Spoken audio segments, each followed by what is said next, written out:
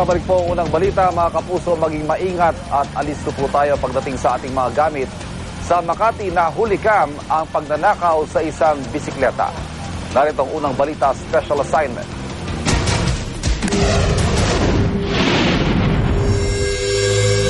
Pasado alas 9 ng gabi ng tangay ng riding in tandem na ito ang isang bike sa kahabaan ng Reposo Street sa siyudad ng Makati. Sa kuha ng CCTV ng Barangay Valenzuela nitong ika-13 ng Nobyembre, makikitang daraan ng motorsiklo sa Reposo. Paparada ito at saka alis ang angkas habang may iwan ng driver nito sa motorsiklo. Maya-maya pa, minamaniobra na ng driver ang kanyang motor papaharap. Matapos ang halos 2 minutong paghihintay, babalik ang pasahero ng motorsiklo pero hindi ito mapapakali at pagkatapos ay aalis muli. Pagkatapos ng ilang segundo muling babalik ang angkas ng motorsiklo, bit-bit na ang isang bisikleta.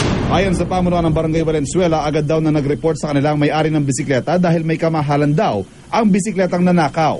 Pagkasabi sa amin nung may-ari, bigay sa kanya yun and then minodify niya, umabot ng 95,000 yung price ng bike kung bibiling niyan. Ganon kamahal yung bike. Kaya talagang inahabol niya yung bike niya.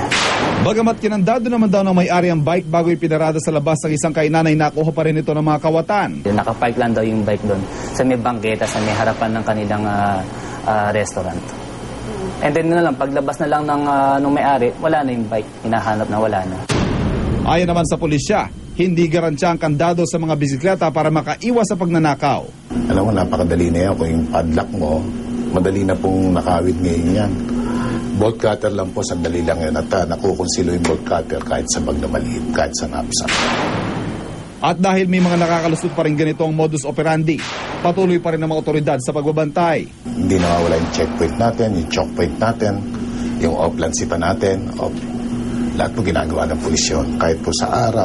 Kaya payo ng pulisya, ngayong darating ng Pasko, magdoble ingat sa mga kagamitan at ugaliing maging alerto sa mga pampublikong lugar upang hindi mabiktima ng mga masasamang loob.